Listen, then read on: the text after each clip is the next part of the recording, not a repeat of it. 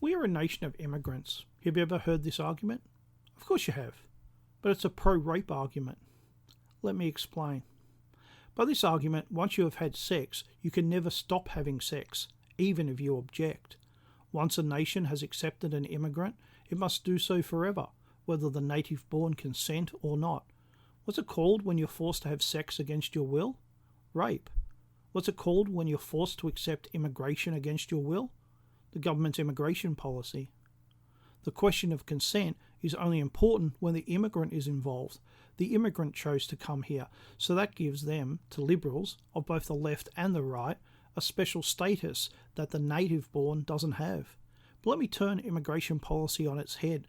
Let us say that no one wants to come here, so the only way we can get immigrants is to steal them, to launch military-style raids upon other countries to kidnap their people. Once here, they are free to go about their lives. But of course, after going to all that trouble to get them here, we aren't going to let them leave, are we? Of course not.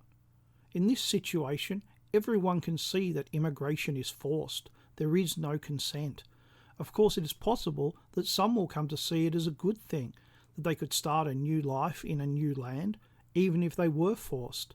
But that wouldn't change the fact that they were forced. The native-born, however, have not consented to immigration. Nowhere has an election, referendum or plebiscite concerning immigration been held.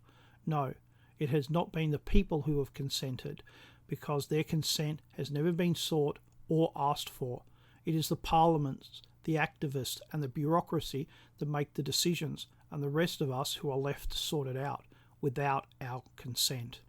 The transformation of our societies, the idea that any random person is just as good as the native-born, is not equality. It is blatant discrimination against the native-born. Never asked, never consulted, called Nazi, fascist or racist when we dare to complain. That is when we aren't ignored. And the whole time we are told how great and how important our democracy is. How can ignoring the people be democratic? How can replacing the people be democratic? How can importing new voters be democratic? They are all a mockery of democracy. Today, no one is a greater enemy of our freedoms and of democracy than our own parliaments. That is to say nothing of how it attacks workers, of how it makes jobs hard to obtain and keep. My nephew was denied a job because he couldn't speak Mandarin in Australia. But that's legal.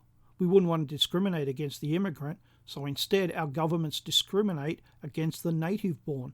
Whenever a dispute arises between immigrants and the native-born, we all know who's supposed to give up their way, and it ain't the immigrant.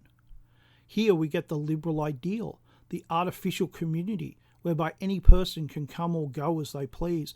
But of course, like so much that liberalism supports, it is a mockery of what a real community is. A real community is organic, arising from generations of shared experiences. A community does not consist of fair-weather friends who can leave at any moment. But liberalism always supports the artificial over the organic, the natural. I have never consented to mass immigration, nor did my parents or my grandparents. Neither did yours. This is all taking place against our will, without our consent. Even those who approve of what is going on have never consented. For them, it's just a happy happenstance. For the rest of us, we are living a nightmare whereby our own government and its institutions replace us. I do not consent, and I never will.